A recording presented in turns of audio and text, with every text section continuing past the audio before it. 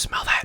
Smells like a gun review. What's up, guys? My name is Pone, coming at you guys with another Destiny gun review. You guys wanted to see the patch 1.1.1 version of the Suros regime. I'd like to just call it the regime because too many people in the community just call it the Suros, and I'm like, you realize it's like calling an iPhone the Apple, right? It's like the name, the brand, you know what I mean? It's kind of back-ass words, but hey, we all do it. We're all guilty of it. So, about the regime. Now, this one is going to be very, very interesting because it has, in fact, taken a massive hit and damage. It is significantly so, and I wanted to explain that with you guys, but let's take a look exactly what the skill tree looks like for this weapon. So, this red, white, and blue beast is an exotic auto rifle. It is a kinetic damage, so no burn for it. It does have a couple unique perks available. Field Choke being one. Next up is Linear Compensator. Field Choke's better of the two, to be honest. And then you have Smart Drift Control, which increases the stability for this weapon. Focused Fire. When zoomed, this weapon fires slower, but causes additional damage. It also has high caliber rounds in the middle tree category,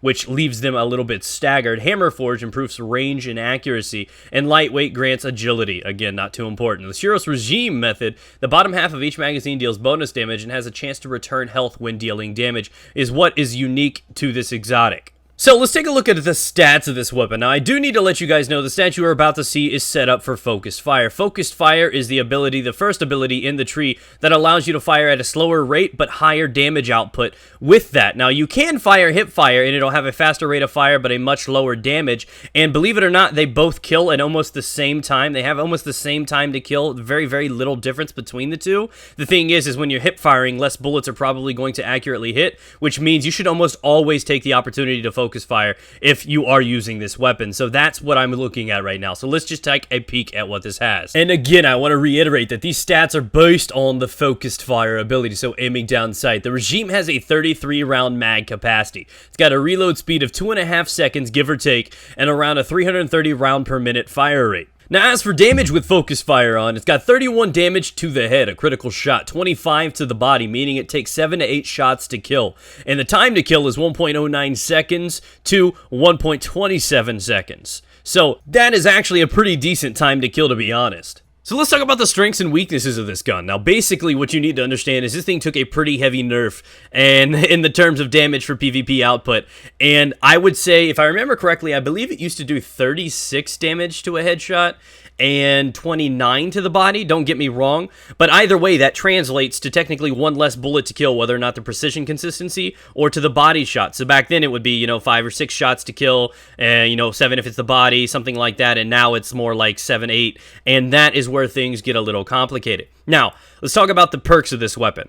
Now, as you guys saw that they had the Smart Drift. Now, that's the one that I would recommend you guys to use. To be honest, Field Choke gives you more impact and more range, but the range is not that important, and you could always get that from having the Hammer Forge. Now, the catch with this is the impact it gives you is basically 1 extra damage per. You're going to do 32 damage instead of 31. So, in terms of damage, Field Choke I would generally recommend to pass on. Same thing with Linear. I would just say it's just that 1 extra damage and a little bit extra range is not worth having for a weapon like this, to be completely honest. Again, it does not change the fact it's still a 7 to 8 shot to kill weapon. It's not influential enough to make you be like, oh, well, if I do this, I can sacrifice the stability and maybe kill in 1 less bullet. No. Don't use it. Stick with the Smart. That's my honest recommendation for you guys. As for the middle tree, I would go with high caliber rounds for not only PvP, but PvE. The PvP ones allow the enemies to flinch, which means less of their shots are going to accurately hit. Not to mention it adds in that fear factor that if they're taking that damage, they're not going to know what to do and they'll panic in that reaction time. Now, the Hammer Forge is not a bad idea for PvP. Again, it would be recommendable depending on the map. If you're playing something a little bit more long range, something like Sky Shock, it may not be half bad to add in that range, but then again, that is preference and map oriented. So, its strengths. It's an auto rifle. You fire it in full auto. You push the trigger once and you just path out your enemy. That's convenient. A lot of people like the ease.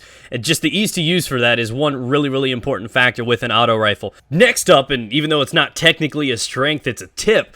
You're going to want to try to teach yourself to not reload, and I know that's one of the hardest things ever. Call it OCD, call it whatever you want, and just a habit. I feel like after every kill I have to reload a weapon.